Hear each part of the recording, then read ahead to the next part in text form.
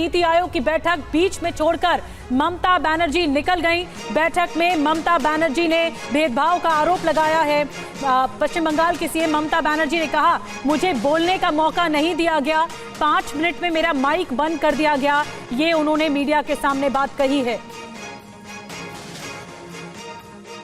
मैं और एक बात बोला, देखिए मेरे स्टेप के लिए भी आपको कहना है कि आप 3 साल से हमारा 100 दिन का काम बंद करके रखा, अब आवास योजना बंद करके रखा, प्रधानमंत्री योजना बंद करके रखा, अब रूरल रोड बंद करके रखा।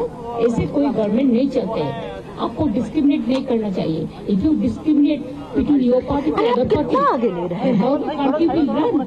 When you are in power, you have to take care for all. Boman আছে boys and girls. বুমন আছে मैंने जो बोलना एक ने बोला है, उसका बाद में बस मैं हूँ माइक स्टॉप कर दूँ। आप छोड़कर आ रहे हैं बीच में। हम नाराजगी की वजह से दीदी आपने की वॉकआउट मैं बोलने चाहते थे दादा लेकिन मेरे को बोलने के लिए वो 5 मिनट में स्टॉप कर दिया। जब हमारा से बहुत आगे जो बोला है 5 जन, उन लोगों ने कोई 20 मिनट बोला, कोई 15 मिनट बोला, कोई 10 मिनट बोला। अपोजिशन से मैं अकेला आया, लेकिन तब भी मेरे को 5 मिनट में स्टॉप कर दिया। This is इंसल्टेशन। तो ममता बनर्जी को आपने सुना, उन्होंने आरोप लगाया है कि मुझसे पहले जो लोगों ने बोला, उन्होंने 15 मिनट बोला, 20 मिनट बोला, लेकिन मेरा जो माइक है 5 मिनट बाद ही बंद कर दिया गया। बड़ा आरोप उन्होंने लगाया है। उन्होंने कहा है कि केंद्र सरकार दबाना चाहती है पश्चिम बंगाल को, और एक बार फिर से उन्होंने इस बात को उठाया है। एक बार फिर आरोप लगाया है कि मुझे मौका मिला था, मैं और बोलना चाहती थी, लेकिन मुझे बोलने नहीं दिया गया, मेरा माइक ही बंद करवा दिया गया। पीयूष पांडे हमारे साथ और ज्यादा जानकारी के साथ जुड़ गए हैं। पीयूष, बड़े मुद्दे उठाए ममता बनर्जी ने। इससे पहले जब वो मीटिंग में शामिल होने के लिए आ रही थी दिल्ली, तब भी उन्होंने बड़े मुद्दे उठाए थे, और एक बार फिर से उन्होंने कहा है कि मैं और बोलना चाहती थी पश्चिम बंगाल के मुद्दे पर, लेकिन बोलने नहीं दिया गया, माइक बंद करा दिया गया।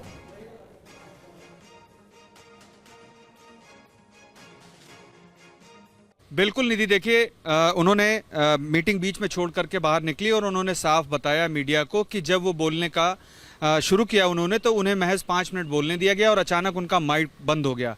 हालांकि जो हमें सूत्रों के हवाले से जानकारी मिल रही है कि 7वें नंबर पर वो जब बोलने के लिए उन्होंने शुरू किया तो उसके बाद उनका समय निर्धारित था और 5 मिनट ही बोलना था। ये हमें जो नीति आयोग के सूत्र हैं वो स्पष्ट कर रहे हैं कि उनका समय 5 मिनट ही था। हालांकि जो ममता बनर्जी हैं वो ये आरोप लगा रही हैं कि उन्हें सिर्फ 5 मिनट बोलने दिया गया, जबकि विपक्ष की वो अकेली आवाज़ यहाँ पर थी और बैठक में उन्हें बोलने का पूरा मौका नहीं दिया गया, इसीलिए वो बैठक को छोड़ करके जा रही हैं।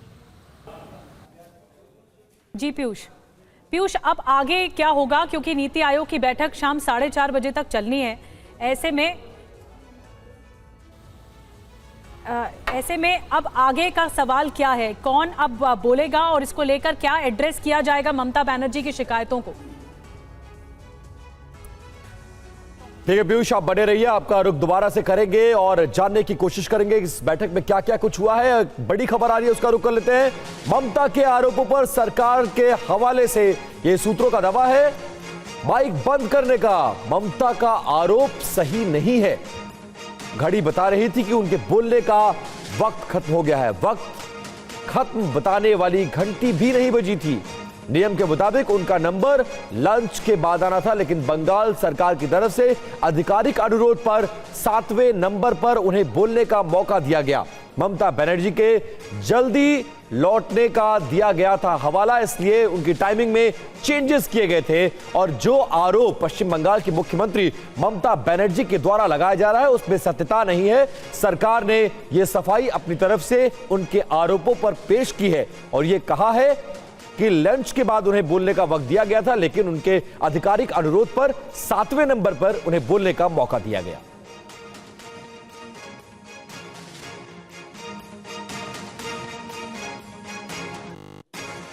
तो नीति आयोग की जो बैठक है उस बैठक में पहुंची थी ममता बनर्जी आज शामिल होने के लिए। तमाम राज्यों के मुख्यमंत्री पहुंचे हुए थे और उस बैठक में ममता बनर्जी ने गंभीर आरोप लगाया है कि उनको जो बोलने का वक्त दिया गया था उससे पहले उनका माइक बंद कर दिया गया, इसीलिए वो बैठक को बीच में छोड़कर चली गई और कई गंभीर आरोप ममता बनर्जी ने लगाए हैं। लेकिन सरकार ने उनके आरोपों पर सफाई दी है और सरकार ने जवाब दिया है कि उनके बोलने का वक्त निर्धारित था, उनको पूरा वक्त दिया गया, वक्त खत्म बताने वाली घड़ी का अलार्म भी नहीं बजा कि उससे पहले वो बैठक छोड़कर चली गई। आनंद प्रकाश पांडे ज्यादा जानकारी के साथ हमारे साथ फोन लाइन पर जुड़ गए। आनंद, इस पूरे मामले में दो वर्जन आ रहे हैं। ये पहला वर्जन पश्चिम बंगाल की मुख्यमंत्री ममता बनर्जी का है और सरकार ने भी अब उस वर्जन पर रिप्लाई कर दिया है। क्या बताया जा रहा है पूरा मामला? देखिए, सरकार की तरफ से कहा जा रहा है कि पश्चिम बंगाल के मुख्यमंत्री ने जो ये आरोप लगाया कि उनको बोलने नहीं दिया गया, पूरी बात नहीं रखने दी गई और उनका जो माइक है बीच में स्विच ऑफ कर दिया गया, जबकि एनडीए और बीजेपी शासित राज्यों के मुख्यमंत्री थे उनको 15 से 20 मिनट दिया बोलने के लिए। सरकार ने के इस आरोप को ये कहते हुए खारिज किया है कि पहले तो सरकार ने अपनी तरफ से एक बड़ापन दिखाया, क्योंकि जो भी सीएम बोल रहे थे वो अल्फाबेटिकली बोल रहे थे। इस हिसाब से वेस्ट बंगाल की मुख्यमंत्री के नाते ममता बनर्जी का जो नंबर आता है वो लंच के बाद उनका बोलने का नंबर आता है। लेकिन पश्चिम बंगाल गवर्नमेंट ने सरकार से रिक्वेस्ट की थी कि ममता बनर्जी क्योंकि जल्दी जाना है तो ऐसे में उनको पहले मौका दिया गया, यानी लंच के बाद उनको मौका दिया गया बोलने का और उनको बीच में टोका भी नहीं दिया। हालांकि उनका टाइम हो गया था, जितना उनको बोला था, जितना समय मुकर्रर था वो समय पूरा हो गया था, लेकिन उनको जो माइक था सरकार ने इसको ये बात खारिज किया गया है कि उनके माइक को बंद किया या फिर जो घंटी होती जिसके बाद ये पता चलता है कि आपका समय होगा, वो बेल भी नहीं बजी थी। तो ऐसे में जो आरोप ये लगा रहे हैं उसको सरकार की तरफ से खारिज किया गया और सरकार तो ये कह रही है कि हमने तो बाद भी दिखाया जबकि ममता बनर्जी को लंच के राज्य नंबर आना था, लेकिन उनकी रिक्वेस्ट उनकी सरकार की रिक्वेस्ट पे उनको हमने पहले बोलने का मौका दिया। बिल्कुल, सरकार ने अपना रुख साफ किया है और ममता बनर्जी के तमाम आरोपों को सरकार खारिज करती हुई नजर आ रही है। बहुत शुक्रिया आनंद इस जानकारी के लिए। आप इस बैठक पर नजर बनाकर रखिए, वापस लौटेंगे और अपडेट भी आपसे लेते रहेंगे। और चलिए इसी को लेकर एक और बड़ी खबर आपको बताएं। नीति आयोग की बैठक से पहले सीएम शिंदे ने कहा कि विकसित भारत का विजन तय हो रहा है, तो वहीं संजय राउत ने विपक्ष की अनदेखी का आरोप लगाया। आप सुनिए। आज नीति आयोग की बैठक में विकसित भारत 2047 के विषय पर आदरणीय प्रधानमंत्री नरेंद्र मोदी जी के अध्यक्षता पे चर्चा होगी। महाराष्ट्र के विकास के बारे में भी चर्चा होगी, केंद्र सरकार के सहयोग के बारे में चर्चा होगी और 2047 में विकसित भारत बनाने के लिए, देश को आर्थिक महासत्ता बनाने के लिए जो सपना आदरणीय मोदी जी ने लिया है उसको पूरक हमारा महाराष्ट्र राज्य काम कर रहा है। नीति आयोग के आज के बैठक में इंडिया ग्रुप के मुख्यमंत्री नहीं जाएंगे, ये लगभग तय हो गया है, क्योंकि तमिलनाडु के मुख्यमंत्री स्टालिन साहब ने तो पहले कहा है कि हम नहीं जाएंगे। केजरीवाल साहब को जेल में डाला है, और भी मुख्यमंत्री हैं वो नहीं जाना चाहते, तेलंगाना के मुख्यमंत्री नहीं जाना चाहते, इसलिए कि नीति आयोग देश के विकास में समतोल नहीं रख रही।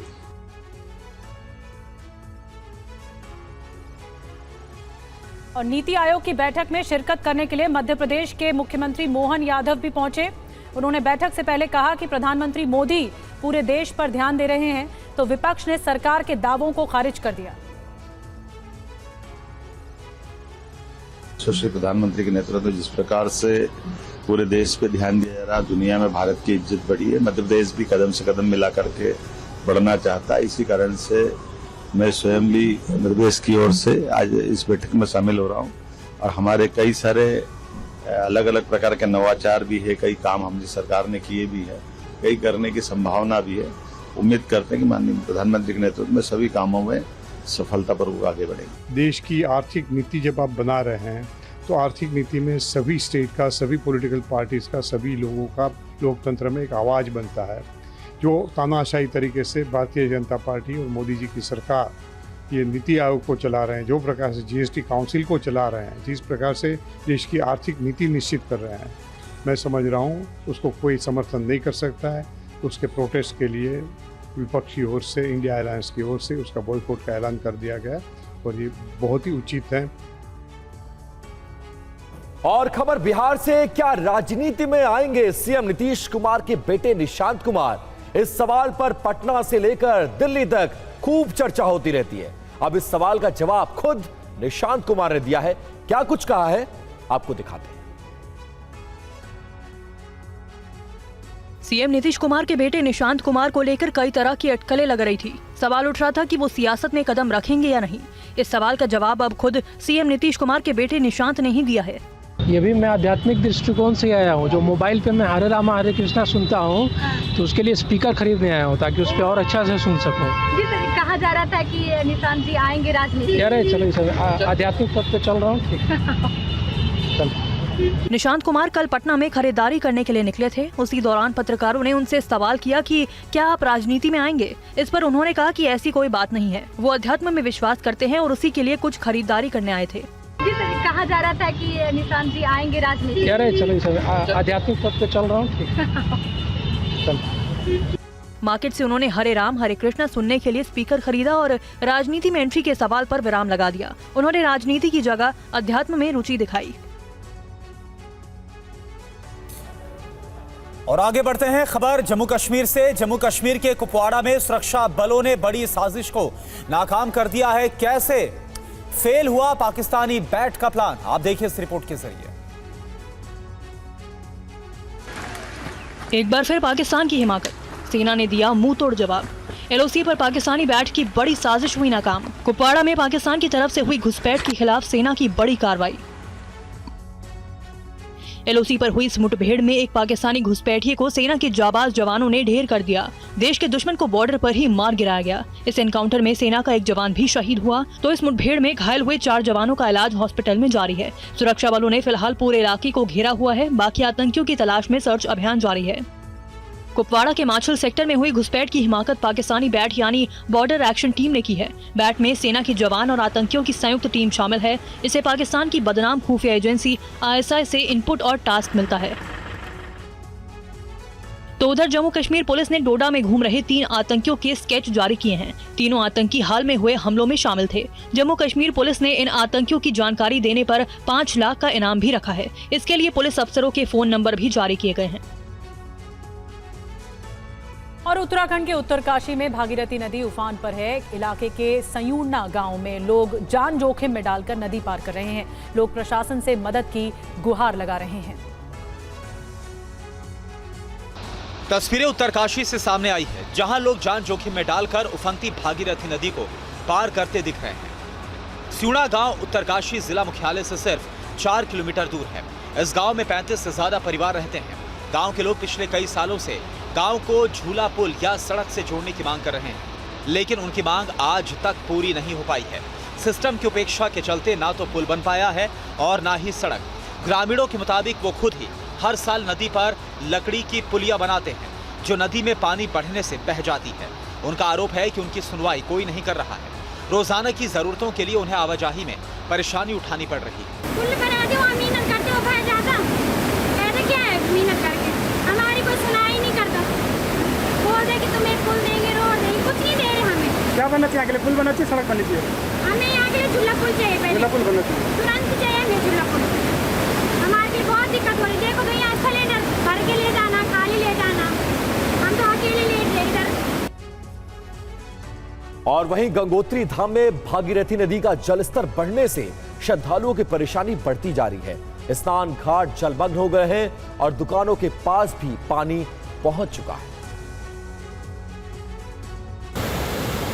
ये गंगोत्री धाम की तस्वीर है। आप देख सकते हैं कि मंदिर परिसर में पानी घुसा हुआ है। यहाँ काफी श्रद्धालु मौजूद हैं। गंगोत्री में स्नान घाटों में अचानक से पानी का जलस्तर बढ़ने से अफरा तफरी का माहौल बना रहा। घाट के पास बनी दुकानों तक पानी पहुंच गया। प्रशासन की तरफ से श्रद्धालुओं को अलर्ट जारी किया गया है। आप सभी भक्तों से निवेदन है, वहाँ खाली कर दें, वो जगह खाली कर दें। वहाँ से ऊपर मंदिर प्रांगण में बैठ जाए आप लोग ऊपर जाके मंदिर प्रांगण में बैठ ले, वहाँ खाली कर दे घाट को। अभी नहाना बंद कर दे, नहाने की जरूरत नहीं है अभी फिलहाल। हालांकि अब गंगोत्री में सब कुछ सामान्य हो रहा है, लेकिन सुरक्षा को देखते हुए पुलिस और SDRF के जवान मौके पर मौजूद हैं। आपको बता दें कि उत्तरकाशी जिले में लगातार बारिश हो रही है, जिससे आम जनजीवन अस्त व्यस्त है। लगातार बारिश को देखते हुए प्रशासन ने तीर्थ यात्रियों को सुरक्षित स्थानों पर रोक दिया है। हाईवे बंद होने से कांवरिये और तीर्थ यात्री जगह जगह फंसे हैं। अब थोड़ी राहत जरूर मिली। तो उत्तराखंड के टिहरी जिले की बात की जाए तो यहां पर लैंडस्लाइड ने सबको डरा दिया है, जहां पर नदी के तेज बहाव से सड़क भी कट रही है। तस्वीरें उत्तराखंड के टिहरी की हैं, जहां पर बालगंगा नदी ने जमकर कहर बरपाया। भारी बारिश के बाद बालगंगा नदी रौद्र रूप में बह रही है। नदी अपने साथ घर, दुकान और रास्ता सब कुछ बहा कर ले जा रही है। लैंडस्लाइड के कारण बड़े पैमाने पर मलबा सड़क और आसपास के इलाकों में फैल गया है, जिससे यातायात बाधित हो गया है और कई लोगों को अपने घरों में फंसे होने की स्थिति का सामना करना पड़ रहा है। इलाके में सड़क और घर बुरी तरह से क्षतिग्रस्त हो गए हैं, जिससे स्थानीय लोगों को भारी परेशानियों का सामना करना पड़ रहा है। टिहरी में पिछले कुछ दिनों में भारी बारिश हो रही है। बारिश से एक स्कूल भी मलबे की चपेट में आ गया। बूढ़ा केदार कोट विशन मोटरमार्ग का काफी हिस्सा बाढ़ की चपेट में आ गया है। भारी बारिश के चलते क्षेत्र के तोली, तिंगड़, जखाना की कई एकड़ जमीन नदी की चपेट में आ गई है। जखाना मोटर मार्ग का बड़ा हिस्सा नदी में समा गया है। स्थानीय प्रशासन, पुलिस और एनडीआरएफ की टीमें रेस्क्यू में जुटी है। ज्यादा मलबा होने की वजह से राहत बचाव कार्य में काफी दिक्कतों का सामना करना पड़ रहा है। नई खबर गुजरात से। गुजरात के नवसारी में 6 इंच से ज्यादा बारिश ने लोगों का जीवन अस्त व्यस्त कर दिया है। पूर्णा नदी का पानी कम होने पर लोग साफ सफाई करते नजर आए। तस्वीरें गुजरात के नवसारी की हैं, जहां लोग पूर्णा नदी में आई बाढ़ का पानी कम होने पर अपने घरों और दुकानों की सफाई करते दिख रहे हैं। बाढ़ के चलते व्यापारी परेशान दिख रहे हैं। यहाँ पे इतना पानी आया 2004 में हमारे, आप यहाँ दिखा सकते हो, यहाँ तक पानी आया हुआ था, पर इस बार इतना पानी आया कि 6 फुट ऊपर का पूरा पानी है, पूरा हमारा भीगा हुआ है। हमने माल पूरा चढ़ाया हुआ था 5 फुट जितना, उसके बावजूद भी और ऊपर पानी हमारे खाने में पूरा पानी भर गया है। बाढ़ की वजह से करीब 35,000 लोग प्रभावित हुए हैं। कल नदी में बाढ़ आने से तकरीबन 35,000 जैसे लोग प्रभावित हुए। नवसारी में आने वाले, सूरत से आने वाले, बारडोली वाले सब रास्ते बंद हो गए। इतना पानी भरा था कि पूरा नवसारी जैसे पानी में डूब गया था। अभी तो पानी उतर रहा है, मेरे हिसाब से 19 फीट हो गया है, उसके हिसाब से पानी सब जगह उतर रहा है। लेकिन यहाँ पानी आ जाने से गंदगी इतनी फैल गई है और महामारी होने की पूरी संभावना है। प्रशासन ने फंसे लोगों को रेस्क्यू कराया और हर संभव मदद का आश्वासन दिया है। गुजरात के नवसारी जिले से गुजरने वाली पूर्णा नदी में आई बाढ़ के चलते शहर का काफी बड़ा हिस्सा पूरी तरह से पानी में डूब गया है। टीवी 9 भारतवर्ष के संवाददाता नितेश गामित ने हालात का जायजा लिया। शांत और सौम्य दिखने वाली नदियां जब अपना रौद्र स्वरूप दिखाती है तो विनाश के मंजर खड़े हो जाते हैं। उसी तरह का मंजर नवसारी शहर में खड़ा हुआ था। दृश्य दिख रहा है, ये नवसारी शहर के नज़दीक से बहने वाली पूर्णा नदी का दृश्य है। हाल जो स्तर है वो घट चुका है।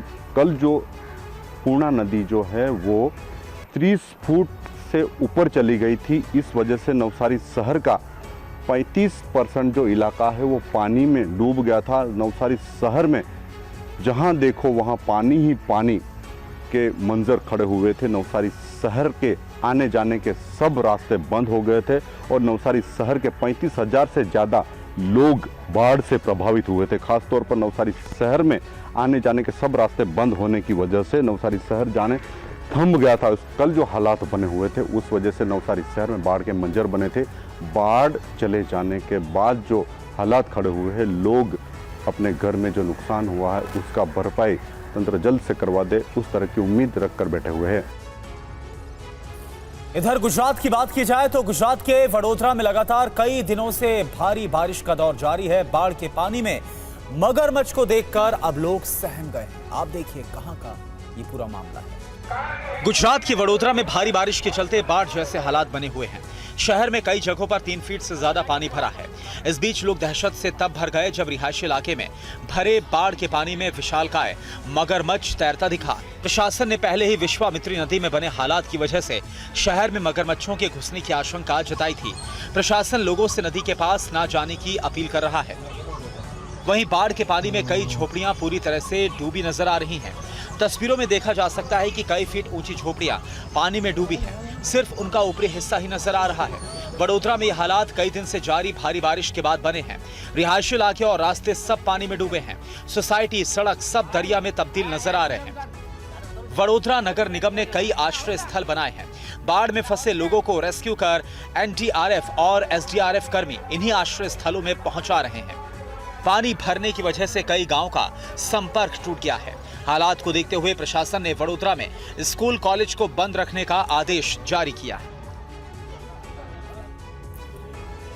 नवी मुंबई में एक 4 मंजिला इमारत ढह गई। जो लोग फंसे थे उन्हें सुरक्षित निकाल लिया गया है।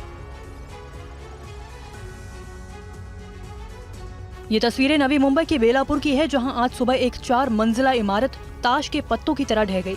इस इमारत में 26 परिवार रहते थे, लेकिन जिस वक्त घटना हुई उससे कुछ ही देर पहले ज्यादातर लोग घर से बाहर निकल गए थे, जिससे काफी लोग बच गए। मलबे में फंसे लोगों को निकालने के लिए एनडीआरएफ की टीम मौके पर पहुंची और राहत कार्यों में जुट गई। टीम ने 2 लोगों को सुरक्षित बाहर निकाल लिया। मुझे सुबह एक खबर मिली थी यहाँ का जो सिविल प्रशासन द्वारा कि एक बिल्डिंग है जो कोलाप्स हुआ है, जिसमें 3 से 4 जो आदमी है फंसने का चांसेस है, और जिसमें मैं अपना टीम लेके वहाँ चल दिया और मेरे को फिर अपडेट मिलती रही और मैं उनका साथ अपडेट रहता रहा। तो मुझे खबर मिली कि 2 जो हमारा जो फायर ब्रिगेड है उनके द्वारा 2 विक्टिम को निकाल चुके हैं और एक जो मोहम्मद सिराज हो गया तो 30 साल का लगते हैं, उनको अभी तो मिसिंग है।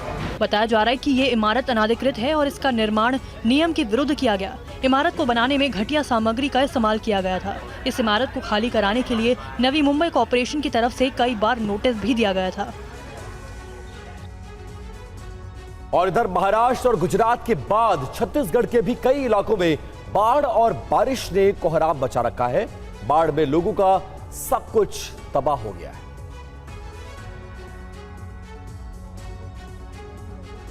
तस्वीरें छत्तीसगढ़ के बलौदा बाजार की हैं, जहां ये हालात धारचूला बांध टूटने से बने हैं। बांध टूटने से गणेशपुर गांव में घुटनों तक पानी भर गया। लोग डर के चलते सुरक्षित स्थानों पर जाने लगे।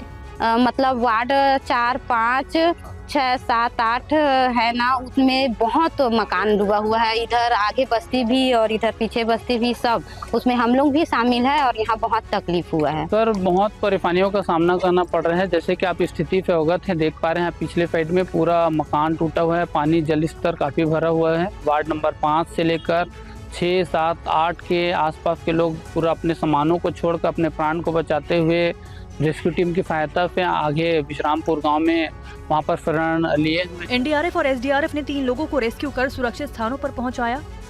तो रात को यहाँ पर बाढ़ से प्रभावित 3 लोग थे, जिसे एसडीआरएफ की टीम के साथ भी संयुक्त उसमें ऑपरेशन के साथ निकाल लिया गया था। गणेशपुर में बने हालात को देखते हुए टीमें अलर्ट पर हैं।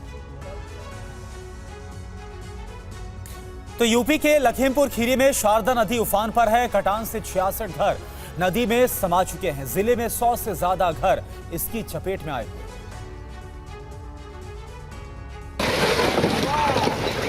ये उत्तर प्रदेश के लखीमपुर की तस्वीर है, जहां पर शारदा नदी में एक-एक करके मकान समा रहे हैं। तस्वीरों में आप देख सकते हैं कि कैसे मकान देखते ही देखते नदी में बह गए। अब आप ये 2 तस्वीरें देखिए। पहली तस्वीर गिरने से पहले की है। आप देख सकते हैं कैसे पूरा मकान सही सलामत लग रहा है, लेकिन महज कुछ ही सेकंड में ये मकान नदी में समा गया। ये तस्वीर लखीमपुर खीरी के पुरवा गांव की है। इस गांव में 70 घर थे, लेकिन कटान की वजह से 66 घर पानी में समा गए। अब इस गांव में सिर्फ 4 ही घर बचे हैं। शारदा नदी का बहाव इतना तेज है कि देखते ही देखते मकान नदी में बह गया। जिले के आधा दर्जन गाँव के 100 घरों पर खतरा मंडरा रहा है। जलस्तर घटने से शारदा नदी में कटान शुरू हो गया है। एक के बाद एक घर जल समाधि ले रहे हैं। नदी किनारे बने इन घरों पर खतरा मंडरा रहा है। यही वजह है कि कुछ लोग खुद अपना घर तोड़ रहे हैं। पहले तो पिछले साल 30-35 घर कट चुके और इस साल वही 20 घर। हाँ। अभी इस गांव में कितने घर बचे हुए हैं? अभी इस गांव में 4-5 घर और बचे हैं, बाकी तो कटने वाले हैं सब। खबर महाराष्ट्र से है। महाराष्ट्र के सांगली में सेना की एक टुकड़ी पहुंची है। आर्मी के लगभग 90 जवान, 10 अधिकारी, कुल 100 लोगों की जो टुकड़ी है वो यहां पहुंची है सांगली में। आज हालात का जायजा ले रही है। जरूरत पड़ी तो लोगों को सुरक्षित स्थानों पर पहुंचाया जाएगा। बोट और अन्य उपकरण सहित पूरी तैयारी के साथ पहुंची है सेना। सांगली में वारना डैम और कोयना डैम भी ओवरफ्लो है। तो हालात को देखते हुए इससे निपटने के लिए ये टीम पहुंची है। बड़ी टीम पहुंची है सेना की और लोगों को रेस्क्यू करने का काम अब शुरू होगा। 3 तस्वीरें आपको दिखा रहे हैं। 2 डैम ओवरफ्लो हुए हैं भारी बारिश के बाद। पूरे शहर में ऐसे हालात हैं, पूरे शहर में पानी भर गया है। आप ड्रोन से तस्वीरें देख रहे हैं। दूसरी और तीसरी तस्वीर देखिए कि सेना की टुकड़ी इस वक्त तैनात कर दी गई। ये ड्रोन के विजुअल्स हैं जो इस वक्त टीवी स्क्रीन पर आप देख रहे हैं। सांगली पानी में डूब गया है और आर्मी ने अब मोर्चा संभाला है। वहां पर सेना के जवान पहुंचे, 100 तक जवान पहुंचे हैं जो अब हालात से निपटने का काम करेंगे। जो रिहायशी इलाकों में पानी घुसा है, लोग फंसे हैं, उन्हें निकालने का काम शुरू होगा। बोट और अन्य उपकरण सहित पूरी तैयारी के साथ पहुंची है सेना। सांगली में जो वारना डैम है और कोयना डैम है वो ओवरफ्लो हो चुका है, जिसकी वजह से ऐसे हालात बने हैं।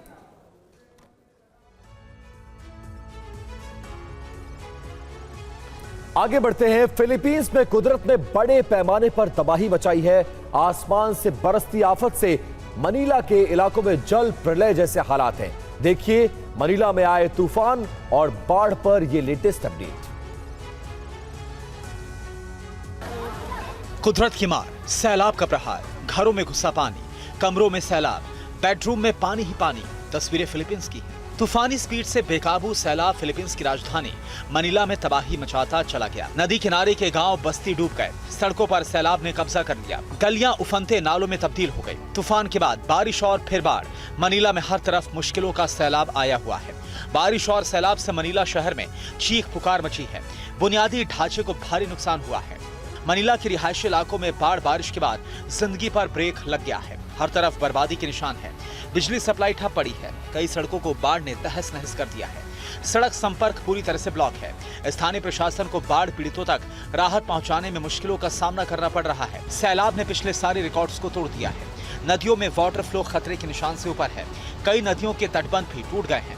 मनीला शहर के अलावा फिलीपींस के ग्रामीण इलाकों में भी तूफान, बारिश और बाढ़ का कहर टूटा है। हजारों एकड़ में खड़ी फसल बर्बाद हो गई तो लोगों को कई मुश्किलों का सामना करना पड़ रहा है।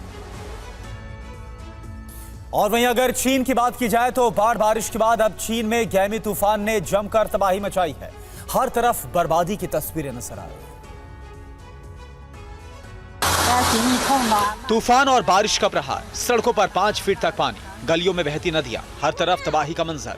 तूफान की वजह से चीन के कई इलाकों में हर तरफ बर्बादी के निशान बिखरे पड़े हैं। दरअसल एक तरफ जहां चीन में लगातार बारिश हो रही है, वहीं दूसरी तरफ तूफान ने भी कोहराम मचा रखा है। इसकी वजह से चीन को कुदरत की दोहरी मार झेलनी पड़ रही है। कई इलाकों में बीते कई दिन से बिजली सप्लाई ठप पड़ी है तो सड़कों पर भी सैलाब ने कब्जा किया हुआ है, जिसकी वजह से आवाजाही नहीं हो पा रही। लोग घर में दुबकने के लिए मजबूर हैं। चीन के पूर्वी हिस्से में चक्रवाती तूफान गैमी के आने की वजह से बड़ा नुकसान हुआ है। तूफान ने इस इलाके में चीन के बुनियादी ढांचे को तहस नहस कर दिया है। कई जगहों पर लैंडस्लाइड की भी तस्वीरें सामने आई हैं। तूफान की वजह से 3 लोगों की मौत हो गई है। 227 से ज्यादा लोग जख्मी हो गए हैं। अभी भी तेज हवाएं चल रही हैं, साथ ही तेज बारिश भी हो रही है। तटीय इलाकों में रहने वाले लोगों को समंदर में न जाने की सलाह दी गई है क्योंकि लहरें कई फीट ऊंची उठ सकती हैं। गैमी तूफान ने चीन के साथ साथ ताइवान में भी जमकर तबाही मचाई है। फिल्म अभिनेता सलमान खान के घर के बाहर गोली चलाने के मामले में लॉरेंस बिश्नोई के भाई अनमोल और गिरोह के सदस्य रोहित गोदेरा के खिलाफ वारंट जारी किया गया है। मुंबई की एक विशेष अदालत ने 2 आरोपियों के खिलाफ गैर जमानती वारंट जारी किया। अदालत ने जेल में बंद गैंगस्टर लॉरेंस बिश्नोई के भाई अनमोल बिश्नोई और गिरोह के कथित सदस्य रोहित गोदेरा के खिलाफ वारंट जारी किया है। बॉलीवुड अभिनेता सलमान खान के घर के बाहर 14 अप्रैल को गोलीबारी की गई थी, जिसमें पुलिस ने लॉरेंस बिश्नोई के भाई अनमोल और बिश्नोई गैंग के मेंबर रोहित गोदेरा को फरार आरोपी बताया गया, जिसके बाद अदालत ने इन दोनों के खिलाफ वारंट जारी किया है। फिलहाल लॉरेंस बिश्नोई अहमदाबाद के साबरमती जेल में बंद हैं, जबकि अनमोल और गोदेरा कनाडा में हैं। आपको बता दें कि इस मामले में अब 6 लोगों को गिरफ्तार किया गया है। विकी गुप्ता और सागर पाल ने कथित तौर पर 14 अप्रैल को तड़के सलमान के घर के बाहर फायरिंग की थी। इस मामले में सोनू कुमार बिश्नोई, मोहम्मद रफीक चौधरी और हरपाल सिंह फिलहाल न्यायिक हिरासत में हैं। इस मामले में एक अन्य आरोपी अनुज कुमार थापन ने कथित तौर पर पुलिस हिरासत में आत्महत्या कर ली थी। सलमान खान के घर में हुई फायरिंग के बाद से ही सुरक्षा बढ़ा दी गई थी। खुद सलमान खान ने भी फायरिंग के बाद रिएक्ट किया था और उनकी फैमिली से भी पुलिस ने पूछताछ की थी। यूपी में गैंगस्टर एक्ट लगाने पर बड़ी खबर। इलाहाबाद हाईकोर्ट ने कड़ी टिप्पणी की है। निर्दोषों का उत्पीड़न पाप के बराबर, यह हाईकोर्ट की तरफ से टिप्पणी। गैंगस्टर एक्ट लगाने वाले अफसरों को भी फटकार लगाई गई है। अधिकारी अपने विवेक का इस्तेमाल नहीं कर रहे।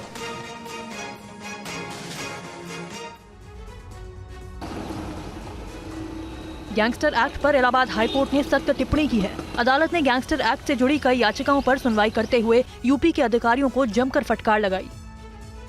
हाईकोर्ट ने कहा कि कोई भी निर्दोष व्यक्ति गैंगस्टर एक्ट के तहत ना फंसे। अदालत ने गैंगस्टर एक्ट लगाने को लेकर चिंता जताते हुए कहा कि निर्दोषों का उत्पीड़न एक महान पाप के समान है। कोर्ट ने कहा है कि गैंगस्टर एक्ट की उचित प्रक्रिया का पालन हो। गैंग चार्ट तैयार करने में अधिकारी विवेक का इस्तेमाल नहीं कर रहे हैं। हाईकोर्ट ने कहा कि अफसरों को प्रशिक्षित करें। इसके लिए प्रमुख सचिव और गृह सचिव को निर्देशों का पालन करने को कहा है। जस्टिस सिद्धार्थ वर्मा और जस्टिस अरुण सिंह की डबल बेंच ने अलग अलग याचिकाओं की सुनवाई करते हुए अफसरों को फटकार लगाई। जस्टिस ने ये बात महोबा के अब्दुल लतीफ, इटावा के हेतराम और बिजनौर के ऋतिक की तरफ से दायर की गई अलग अलग याचिकाओं की सुनवाई करते हुए ये सख्त निर्देश दिए। अदालत ने साफ कहा है कि किसी भी निर्दोष को गैंगस्टर के मामले में ना फंसाया जाए। और दिल्ली के हर सरकारी और एमसीडी स्कूलों में मेगा पेरेंट्स टीचर्स मीटिंग आयोजित की गई। इस मौके पर दिल्ली की मंत्री आतिशी भी पहुंची। दिल्ली के सरकारी स्कूलों में मेगा पेरेंट टीचर्स मीटिंग का आयोजन किया गया। ये mega parents teacher meeting programme Delhi के हर सरकारी और एमसीडी स्कूल में एक साथ आयोजित किया गया, जिसमें काफी संख्या में अभिभावक पहुंचे। इस मीटिंग के जरिए ये संदेश दिया गया कि पेरेंट्स एक दिन अपने बच्चों की अच्छी शिक्षा के लिए टीचर्स के साथ समय निकालें। इस मौके पर दिल्ली की मंत्री आतिशी भी पहुंची। आतिशी ईस्ट ऑफ कैलाश के सरकारी स्कूल में मेगा पेरेंट टीचर मीटिंग के कार्यक्रम में शामिल हुई। उन्होंने कहा कि पहले सरकारी स्कूलों में पीटीएम नहीं होता था, लेकिन केजरीवाल सरकार के आने के बाद ऐसा हो रहा है।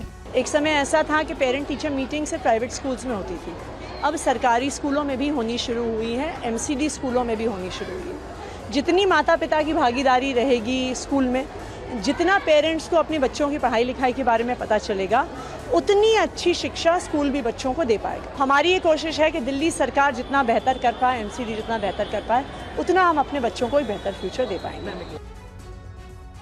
और वहीं भारत पाकिस्तान अंतर्राष्ट्रीय सीमा पर आतंकियों की घुसपैठ रोकने के लिए सुरक्षा बलों के द्वारा खास अभियान चलाया जा रहा है। साबा सेक्टर में सुरक्षा बलों की ओर से बड़े पैमाने पर एंटी टनल सर्च ऑपरेशन चलाया जा रहा है। रिपोर्ट देखिए।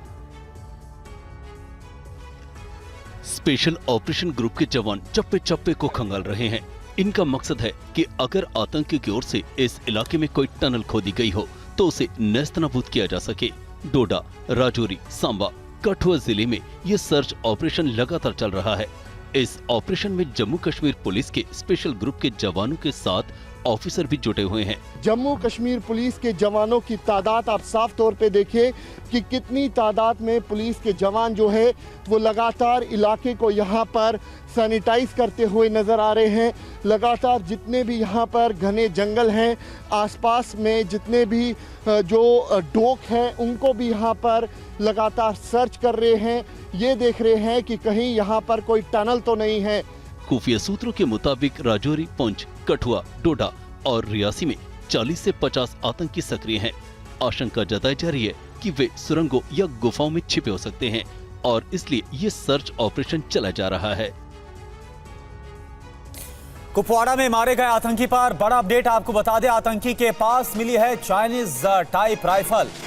तो कुपवाड़ा में जो एनकाउंटर हुआ है सुरक्षा बलों और आतंकवादियों के बीच, इससे जुड़ी ये बड़ी अपडेट आपको बता रहे। कुपवाड़ा में जो आतंकी मारा गया है और इसके पास से जो हथियार, जो असलहा बरामद हुआ है। खबर यह है कि इस आतंकी के पास चाइनीज टाइप 56 राइफल मिली है।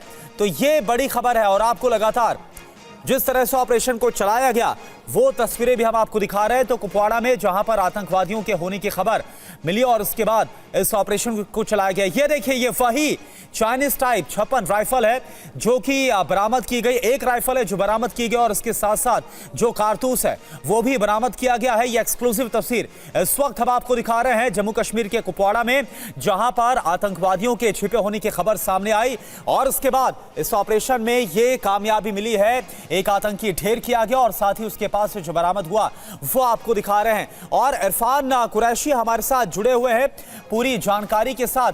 इरफान, चाइनीज टाइप जो 56 राइफल है जिसकी तस्वीर भी हम दिखा रहे हैं, क्या बतला रहा है, किस तरह की इन्वॉल्वमेंट इससे समझ में आ रही है?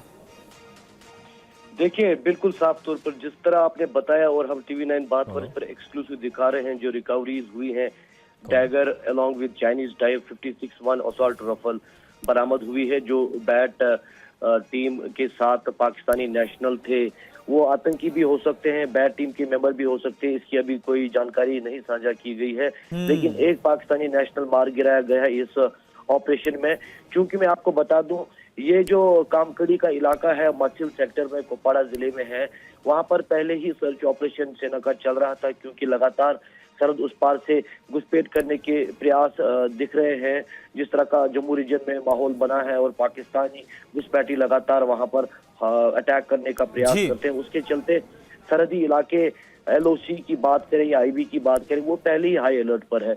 उसके ही चलते सर्च ऑपरेशन इस इलाके में चल रहा था, जबकि सर्च पार्टी पर जो फायरिंग की गई और उसके बाद भारतीय सेना ने बल दिखाते हुए वहां एक पाकिस्तानी नेशनल को मार गिराया गया। उसके बाद से ये तमाम जो रिकवरीज हुई है, जिसमें एक चाइनीज असॉल्ट राइफल भी बरामद हुआ है।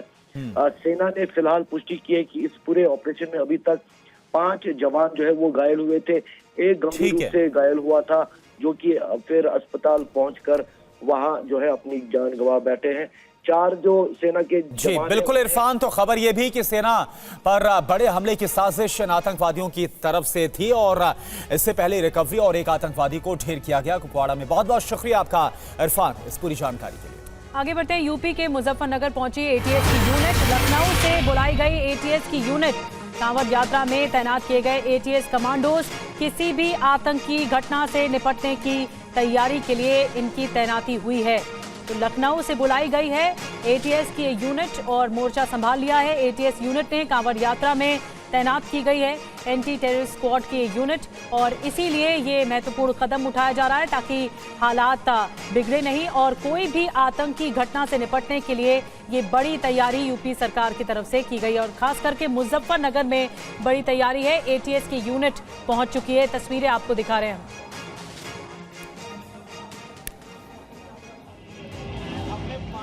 और 3 तस्वीरें भी साथ साथ आपको दिखा रहे हैं। कांवड़ यात्रा के लिए जो है विशेष सुरक्षा हर जगह बरती जा रही है, चप्पे चप्पे पर तैनाती है पुलिस की। इसके अलावा लखनऊ पहुंच गए हैं ATS कमांडोज, इनकी भी चप्पे चप्पे पर तैनाती होगी। आतंकी हमले से निपटने की पूरी तैयारी सरकार की ओर से, प्रशासन की ओर से की जा रही है। आपको सुनाते हैं मुजफ्फरनगर के SSP अभिषेक सिंह का क्या कुछ कहना है।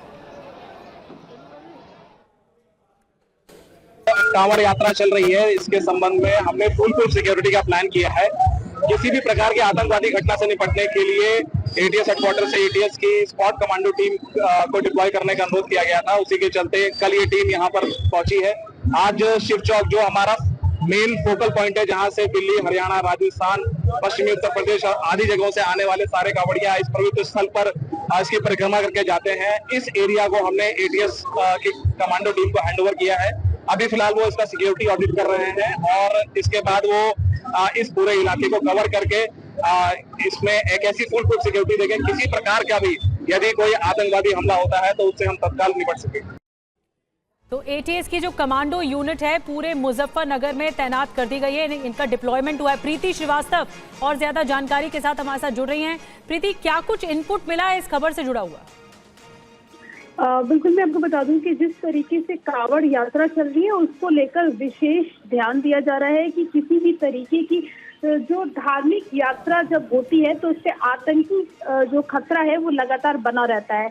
इसी को लेकर जो है ATS की जो टीम है लखनऊ हेडक्वार्टर से ATS की एक जो टीम है, पूरा जो दस्ता है वो मुजफ्फरनगर बुलाया गया है और कल ये जो टीम है ATS की ये मुजफ्फरनगर पहुंच गई है और इसको जगह जगह पे जहां भी कांवड़ यात्रा है, मुजफ्फरनगर, शामली, सहारनपुर, ये जितने भी एरिया हैं, हरिद्वार, वहां पे सभी जगह इनको ATS की जो टीम है उसको तैनात किया जाएगा जिससे कि इस तरीके के खतरे से बचा जा सके। हालांकि मुजफ्फरनगर के जो एसपी हैं उन्होंने साफ किया है कि ये जो टीम है ये जो है वो पहुंच चुकी है और जो भी धार्मिक यात्रा इस तरीके से होती है उस पर लगातार जो है वो आतंकी जो खतरा है वो बना रहता है और इसको लेकर हम लोगों ने एटीएस की जो टीम है उसको यहाँ पर बुलाया है और लखनऊ की जो टीम है वो यहाँ पहुंच चुकी है और यहाँ पर उसको बिल्कुल प्रीति, आतंकी घटनाओं को देखते हुए एटीएस के कमांडोज की तैनाती कर दी गई है और पुलिस चप्पे चप्पे पर निगाह रखी हुई है। बहुत शुक्रिया प्रीति इस जानकारी के लिए, आप नजर बनाकर रखिए। आगे बढ़ते हैं। पेरिस ओलंपिक की भव्य ओपनिंग सेरेमनी की तस्वीरें अब सामने आ गई हैं। पेरिस में सीन नदी के किनारे ओपनिंग सेरेमनी हुई है। बैडमिंटन स्टार पीवी सिंधु और अपना 5वां ओलंपिक खेलने जा रहे टेबल टेनिस के दिग्गज शरद कमल ने ओपनिंग सेरेमनी में भारतीय दल की अगुवाई की। ओपनिंग सेरेमनी के साथ ही पेरिस ओलंपिक 2024 की आधिकारिक रूप से शुरुआत हो गई है। आज भारत की तरफ से बैडमिंटन में पीवी सिंधु, लक्ष्य सेन, रैंकी रेड्डी और चिराग शेट्टी चुनौती पेश करेंगे। वहीं निशानेबाजी में संदीप सिंह, अर्जुन बाबूता, एल्वेनिल वालारिवन और रमिता जिंदल के मुकाबले होंगे। अगर भारतीय team 10 metre air rifle mix team qualifying event में सफल होती है तो खिलाड़ी मेडल राउंड मैचों में भाग लेंगे। इसके अलावा रोइंग में बलराज पवार देश का प्रतिनिधित्व करेंगे। टेनिस स्टार सुमित नागल पुरुष एकल स्पर्धा में भारत का प्रतिनिधित्व करेंगे। रोहन बोपन्ना और श्रीराम बालाजी टेनिस के पुरुष युगल में भाग लेते हुए नजर आएंगे। मुक्केबाज प्रीति पवार आज महिलाओं के 54 किलोग्राम वर्ग में हिस्सा लेंगी। राउंड ऑफ 32 का मैच रात 11:30 बजे शुरू होगा। हॉकी में भारतीय पुरुष टीम ग्रुप बी गेम में न्यूजीलैंड की टीम से भिड़ेगी, जो रात 9 बजे शुरू होगा। और अब आपको अमेरिका और कनाडा में लगी आग की खबर दिखाते हैं। आपको दिखाते हैं कि कैसे आग ने इन दोनों देशों में तबाही मचा दी। अमेरिका के कैलिफोर्निया के जंगलों में लगी ये भीषण आग बुझने का नाम नहीं ले रही है। आग की लपटों का दायरा लगातार बढ़ रहा है। कैलिफोर्निया के वेंचुरा काउंटी में भड़की आग से अब तक 1552 एकड़ वन क्षेत्र खाक हो चुका है। जंगल में बढ़ती आग की लपटें अब लोगों के घरों तक पहुंच चुकी हैं, जिसके कारण आसपास के घरों को खाली कराना पड़ा है। हालांकि प्रशासन हेलीकॉप्टर की मदद से पानी का छिड़काव कर रहा है, लेकिन तेज हवाओं के कारण आग को नियंत्रित करना मुश्किल हो रहा है। अमेरिका के इडाहो में बिजली गिरने से जंगल में आग लग गई। तेज हवाओं की वजह से आग तेजी से फैलने लगी। आग अब तक 2000 एकड़ से ज्यादा क्षेत्र में फैल चुकी है। आग इतनी भीषण है कि उसकी लपटें दूर से दिख रही हैं।